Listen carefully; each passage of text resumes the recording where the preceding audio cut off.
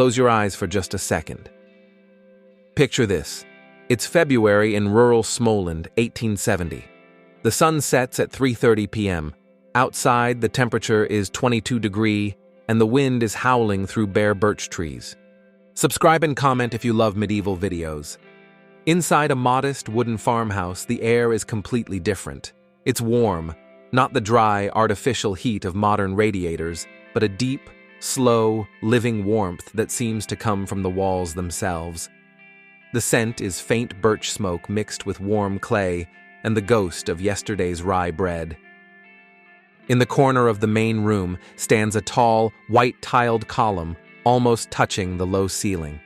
No visible flames, no glowing coals, no smoke curling through the room, just smooth ceramic tiles, hand-painted in soft cobalt blues and ochre yellows, radiating gentle heat. If you place your palm against the surface, even hours after the last fire has died down, the tiles are still pleasantly warm, like a stone that has lain in the sun all day. 3 or 4 feet above the floor, there is a smaller pair of brass doors. Behind them sits a white porcelain jug filled with water that was cold last night and is now perfectly warm for morning washing and shaving.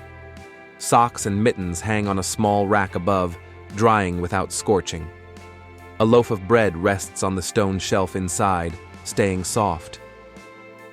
In the winter of 1972, university students in old Lund dormitories still used those same upper cupboards to store bottles of aquavit, kept gently warmed, never frozen, always ready for late-night conversations. This is not a fireplace. This is not a cast-iron wood stove. This is a Kakelugn. For more than 300 years, from the mid-1700s until well into the 20th century, the Kakelugn was the single most important object in nearly every Swedish home. It heated the room where you slept, the room where you ate, the room where you worked, the room where children played on the floor, and the room where old people rested aching joints. In wealthy townhouses, there was one in almost every room. In poor farmhouses, there was one, and the entire family lived their lives clustered around it. The architectural historian Margareta Krehamar once wrote a single sentence that sums it up perfectly. By the 19th century, Sweden had the best heated houses in Europe, in one of the coldest countries on the continent. And they achieved it not by burning more wood, but by wasting less. That is the miracle of the Kakelugn. This video is not just about a stove. It is about how a simple piece of ceramic engineering solved a national crisis, changed daily rhythms, influenced architecture, created social spaces, and left behind a warmth that people who grew up with it still speak of with quiet reverence. It is also about why, during the rapid modernization of the 1950s and 1960s, tens of thousands of these stoves were smashed, hauled to landfills, and replaced with electric radiators. And why, today, a small but growing number of Swedes are bringing them back. Stay with me.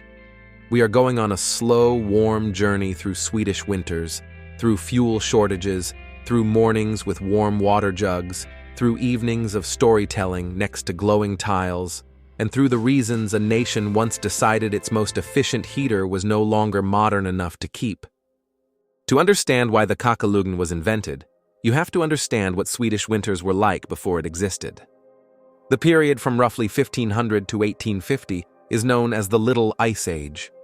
Winters across northern Europe were longer, colder, and more unpredictable than they are today. In Sweden, already one of the coldest inhabited places on Earth, temperatures regularly dropped to 25 degrees Celsius or lower for months at a time. Days were short, nights were long. Homes were built of wood with single-pane windows and thick walls, but without modern insulation, the cold crept in everywhere. The most common way to heat a Swedish home was an open hearth or a primitive clay stove. Both were catastrophically inefficient. An open fireplace loses 80 to 90% of its heat straight up the chimney. You could burn wood from dawn until midnight, and the room would still be barely above freezing unless you sat directly next to the flames. Smoke filled the living space because early chimneys were inefficient. People developed chronic coughs and eye irritation from constant exposure to wood smoke. Sweden had a second, even more serious problem. Its rapidly expanding iron industry was devouring the forests. Smelting iron ore into usable metal required huge quantities of charcoal. Charcoal came from wood. By the 17th century, entire regions of central and southern Sweden had been stripped of mature forest. Villages ran out of firewood. Iron mills competed with households for the remaining timber. The country was literally running out of trees. In 1647, the Swedish government passed one of the earliest forest conservation laws in Europe, trying to limit cutting. It barely slowed the destruction. By the mid-1700s, the situation had become desperate. Forests were disappearing faster than they could regrow. Households and industry were burning more wood every year just to stay alive and keep the economy running. In 1767, the King of Sweden turned to the Royal Swedish Academy of Sciences with a clear order: find a way to heat homes using less wood without people freezing. The task fell to two men: Carl Johan Cronstedt, an architect and engineer, and Fabian Wrede, a military general with a sharp mind for practical problems. Their mission was simple to state and brutally difficult to execute: design a stove that burns far less wood but delivers far more usable heat to the room. Cronstedt had already been thinking about this problem for years. While overseeing the construction of Kläder Manor southwest of Stockholm between 1754 and 1758, he watched how much wood it took to keep even a wealthy house warm. Even in manor houses, families could only afford to heat 1 or 2 rooms at a time. Life in a Swedish winter meant everyone crowding into whichever room had a fire going, abandoning the rest of the house to the cold. Cronstedt's key insight was revolutionary in its simplicity. The problem is not that Swedes burn too little wood. The problem is that they waste almost all the heat the wood produces. Open fireplaces and primitive stoves sent hot gases straight up the chimney. That heat warmed the sky, not the people. The solution was not to burn more wood, it was to capture the heat that was already being lost. Cronstedt and Wrede published their design in 1767 under the title On a New Arrangement of Stoves for Saving Firewood. What they created was not just an improved fireplace, it was a completely different philosophy of heating. A traditional fireplace has one job: burn wood and let the flames and smoke escape quickly. It is fast and simple, and wastes 85 to 90% of the energy. The Kakelugn does the opposite. It burns wood in a small enclosed firebox at the base, but instead of letting the hot gases escape immediately, it forces them to travel a long winding path, sometimes 10-15 meters, of internal channels and flues built inside the massive brick core. Cronstedt's original design used 5 vertical channels. The gases travel up the first channel, then down the second, up the third, down the fourth, and up the fifth, before finally exiting through the chimney at the top. Every time the gases turn a corner and pass through another channel, they transfer more heat to the surrounding bricks. By the time the smoke finally leaves the chimney, it has lost most of its energy. Exhaust gases from a Kakelugn leave at roughly 100–150 degrees C. In an open fireplace, the same gases leave at 300–400 degrees C. That difference is heat that the fireplace throws away, and the Kakelugn keeps. The body of the stove is built from fire brick, soapstone, and mortar, dense, heavy materials that absorb and store heat like a giant thermal battery. A small Kakelugn weighs over 300 kilos. A large one can reach 200 kilograms or more. That mass is the secret. You light a hot fire in the morning, usually 2 to 3 hours of steady burning. The bricks soak up the energy. Then the fire dies down to coals, and the stove slowly releases that stored heat over the next 18 to 24 hours. 1 or 2 fires a day are enough to keep a medium-sized room at 20–22 degrees, even when it is 20 degrees or colder outside. In modern terms, a well-built Kakelugn achieves 85–90% efficiency. An open fireplace captures only 10–15%. A typical modern cast-iron wood stove manages 60 to 75%. The Kakelugn was, and still is, one of the most efficient wood-burning heaters ever designed. What makes the Kakelugn instantly recognizable is not the hidden brick core, it is the outer skin of ceramic tiles. Swedish tile makers, especially from the 18th century onward, developed glazes and techniques that produced colors still considered some of the most beautiful in ceramic history. Deep cobalt blues, warm ochres, delicate greens, crisp whites, and subtle violets. Many stoves were decorated with relief patterns: flowers, vines, rococo swirls, biblical scenes, Chinese-inspired motifs, Gustavian laurels, or simple geometric borders. Each tile was handmade, hand-painted, hand-glazed. No two stoves were identical. A wealthy merchant might commission a stove with his family initials or coat of arms. A farmer might have plain white tiles with a single blue border. But every Kakelugn was beautiful in its own way. The tiles were not merely decorative. They dramatically increased the surface area for radiant heat. They protected the inner brickwork from wear. And because ceramic holds heat exceptionally well, the stove continued to radiate gentle warmth long after the fire had died. Children grew up pressing their backs against those warm tiles on winter mornings. Old people rested aching joints against them. Cats and dogs claimed the base as their personal throne. The stove was furniture, it was sculpture. It was the warmest, safest, most comforting place in the house. Now look again at those small brass doors 3 or 4 feet above the floor. Behind them is a chamber, often lined with soapstone or tin, called the varmeskåp, or värmehjön, warm cupboard. Every evening people placed a porcelain or earthenware jug of cold water inside. During the night, the residual heat from the stove gently warmed the water to 40-50 degrees, perfect for morning washing and shaving. No boiler, no electric immersion heater, no waiting for the kettle. Just open the little doors in the morning, lift out the jug, and pour warm water into a basin. In poor households, that jug might be the only warm water the family used all day. The same chamber dried socks, mittens, and small items of clothing overnight. It kept bread from going stale. It proofed dough for morning baking. In some homes, it even kept medicines from freezing. This was not luxury. This was ordinary life. In the 1970s, long after central heating had arrived, many old student dormitories and apartment buildings in Lund, Uppsala, and Stockholm still had Kakelugns in every room. They were no longer used for primary heating, radiators had taken over, but the stoves remained. Students used the upper cupboards as giant liquor cabinets. Aquavit bottles stayed perfectly chilled, yet never froze. Vodka stayed smooth and ready for late-night conversations. The Kakelugn had become a nostalgic relic and a very effective refrigerator. Before the Kakelugn, a Swedish winter home was a cold, smoky, dark place.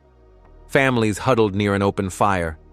Smoke filled the room because early chimneys vented poorly. Most of the house was abandoned to the cold. After Cronstedt's design spread, rooms that had been unlivable in winter could be used again.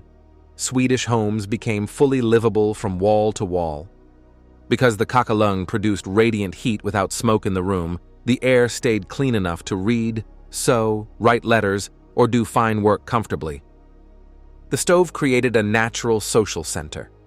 People gathered around it in the evening, reading aloud, knitting, mending tools, telling stories, playing cards. The warmth was even and gentle. You could sit close without sweating, or stay farther away without freezing. In larger homes, multiple stoves were placed strategically on different floors. Heat rose through floor registers. Cold air sank down stairwells. The whole house stayed comfortable without pipes or ducts. In cities, apartment buildings from the 1880s, 1930s were often built with a Kakelugn in every room. When my father was a student in Lund in the early 1970s, his dorm still had one in each room. They were no longer used for heating, central radiators had taken over, but the stoves remained. Students used them as giant liquor cabinets. Aquavit bottles stayed perfectly chilled, yet never froze. Vodka stayed smooth and ready for late-night conversations. Sweden has long, dark winters. Stockholm averages only 6 hours of daylight in December. Temperatures routinely drop below 15 degrees C, sometimes 30 degrees C in the north. The Kakelugn was engineered for exactly this climate. It burns wood very slowly and completely, extracting 80–90% of the available energy compared to 10–20% from an open fireplace. 1 or 2 armloads of birch or pine per day could heat a medium-sized room for 24 hours. The massive thermal mass stores heat like a battery. Modern wood stoves radiate heat quickly and then cool down. The Kakelugn stores it and releases it steadily. No moving parts, no electricity, no pumps, no filters to replace, just fire, brick, tile, and time. When fuel was scarce, as it often was in wartime or poor households, people burned peat, pine cones, even dried cow dung mixed with straw. The stove did not care. As long as it burned hot once a day, the house stayed livable. So why did the Kakelugn almost disappear? First came district heating in the 1950s–60s. Cities piped hot water from large plants to apartment blocks. No need for individual stoves. Then came oil-fired central boilers in single-family homes. Easy, controllable, no ashes to carry out. Electric radiators arrived in the 1970s. Instant heat at the flick of a switch. Building codes changed. New houses were built with thinner walls, larger windows, better but different insulation. The Kakelugn, with its massive weight and footprint, did not fit easily. Young people moved to cities. Old farmhouses and townhouses were modernized or torn down. The stoves were dismantled or left behind when buildings were demolished. By the 1980s, the Kakelugn was seen as old-fashioned. Something your grandmother had. Something that took too much work. Yet many older Swedes still speak of them with love. There was nothing cozier than sitting with your back against the stove on a winter evening. In the 1990s and 2000s, a small revival began. Environmental consciousness grew. Wood is renewable. People began to question why they had thrown away the most fuel-efficient wood heater ever designed. Restorers started saving antique Kakelugns from demolition sites. Tile makers in Sweden and Germany began producing new tiles in traditional patterns. Today, companies like Gabriel Kakelugnar and Lindholm's Kakelugnar build new stoves using the same principles Cronstedt laid out in 1767. They cost between 30,000 and 200,000 SEK, depending on size and decoration. The real revival is emotional. People in their 60s and 70s remember childhood winters spent next to the Kakelugn. They want their grandchildren to know that warmth. Young architects and homeowners in rural areas are installing them again, not because they are the cheapest option, but because they feel right. A Kakelugn is not just a heater, it is a piece of cultural memory. It is slowness. It is ritual. It is the opposite of disposable modern life. If you grew up with one or heard stories from parents or grandparents, leave a comment. Tell me one memory. The smell, the sound of the fire, the jug of warm water in the morning, the bottle of schnapps hidden behind the brass doors. Your story keeps this piece of history alive. Thank you for spending this time with me. If the video warmed you even a little, hit like. Subscribe if you want more stories about the quiet, beautiful things we've almost forgotten. The next journey begins soon.